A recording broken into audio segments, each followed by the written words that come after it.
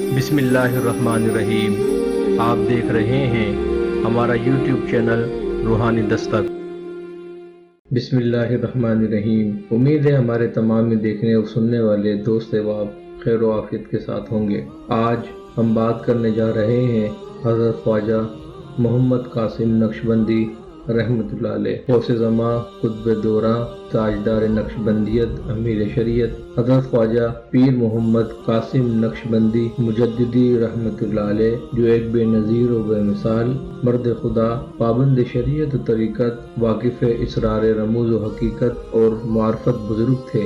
آج ہم آپ کی ایک خاص کرامت سنیں گے۔ دین اسلام اور بر صغیر پاک و ہند کی تاریخ اس بات پر شاہد ہے کہ جہاں بھی حق آیا، اسی جگہ باطل قوتیں بھی میدان عمل میں آ کر اپنی ناکام کوششوں کا آغاز کر دیتی ہیں۔ اگرچہ ہر جگہ پر فتح حق کی رہی اور آئندہ بھی رہے گی، مگر باطل نظریات بالخصوص خدا کے چاہنے والوں کے مخالفین ان کے مشن سے ان کو ہٹانے کے لیے شب و روز ایک کر دیتے ہیں۔ اسی طرح آپ حضرت خواجہ محمد قاسم موہروی رحمۃ اللہ علیہ کی شہرت سے چار دانگ عالم میں پہنچی تو علاقے کے غیر مسلم عیسائی، سکھ، ہندو اور ان کے ساتھ ساتھ چند نام نہاد مسلمان وڈیرے اور اس پر ترہ امتیاز یہ کہ حکومت بھی انگریزوں کی، حکمران غیر مسلم، یہ تمام مل کر آپ کے مخالف ہو گئے۔ ہندو، سکھ، عیسائی اور دیگر غیر مسلم قوتیں انگریز حکومت کے مقرر کردہ کمشنر کو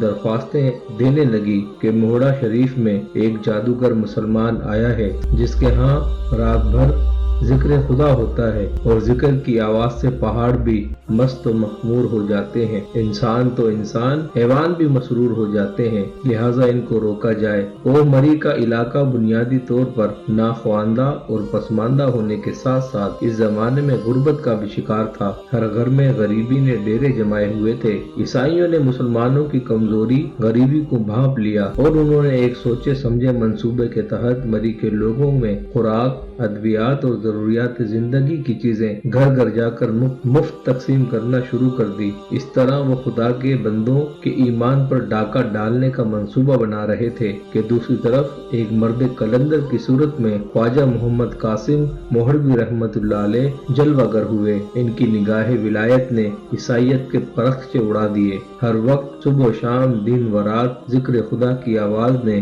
لوگوں کے قلوب و اذہان کو مزید پختہ کر کے سچا اور پکا مسلمان بنا دیا۔ جب عیسائی مشینری اپنے تمام حربے استعمال کر کے ناکام ہو گئی تو انہوں نے مل کر یہ فیصلہ کیا کہ حضرت خواجہ صاحب کو یہاں سے ہجرت کرنے کے لیے مجبور کیا جائے۔ عیسائیوں کی اس کاوش میں چند نام نہاد مسلمان جو انگریز کے نمک خوار اور حضرت خواجہ محمد قاسم موہروی رحمۃ اللہ علیہ سے مفت کا بیر رکھتے تھے، انہوں نے انگریز کمشنر کو درخواست بھیجی کہ خواجہ صاحب کو پابند کیا جائے کہ رات کے وقت موہڑا شریف سے ذکر خدا کی آواز بلند نہیں ہونی چاہیے۔ انگریز کمشنر نے حکم صادر کر دیا۔ جب وہ حکم نامہ سرکار موہروی خواجہ قاسم علیہ رحمت کے پاس پہنچا تو آپ سن کر مسکرائے اور فرمایا کہ کمشنر صاحب کو بتا دو کہ تمہارا حکم انسانوں پر تو چل جائے گا، لیکن یہاں پر تو پتھر، پہاڑ، شجر و حجر، چرند و پرند، الغرض ساری مخلوق ہمہ وقت ذکر و فکر میں مشغول رہتی ہے۔ یہ ذکر جاری رہے گا،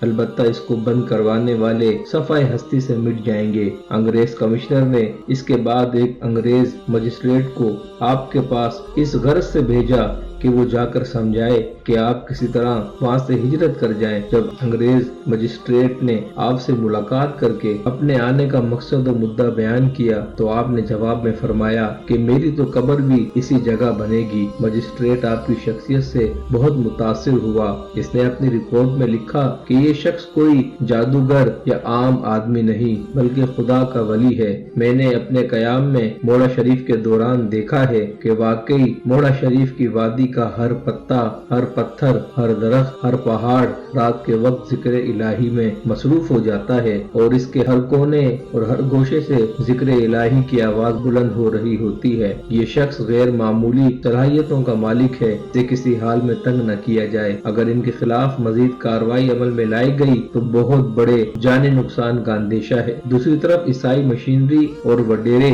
سردار انگریز حکومت کو بار بار یہ باور کروا رہے تھے کہ اگر آپ نے ان کے خلاف کارروائی कार्रवाई न की तो ईसाईयत की तबलीग का मिशन नाकाम हो जाएगा। और ये हजरत ख्वाजा मोहम्मद कासिम मौलवी ईसाईयत की तबलीग में सबसे बड़ी रुकावट हैं और ये शख्स अंग्रेज हुकूमत के भी खिलाफ हैं। ऐसा ना हो कि हुकूमत ही खत्म हो जाए। सरदारों ने इस झूठे प्रोपेगेंडे को खसूसी अहमियत देकर अंग्रेज कमिश्नर को भड़काया, जिसकी बिना पर अंग्रेज ने आपके खिलाफ चंद झूठे मुकदमात दर्ज करके गिरफ्तारी का हुक्म दे दिया और लिखा कि हजरत ख्वाजा मोहम्मद कासिम को गिरफ्तार करके अदालत में पेश किया जाए और इस सिलसिले में पुलिस की मदद, फौज की नफरी भी करे।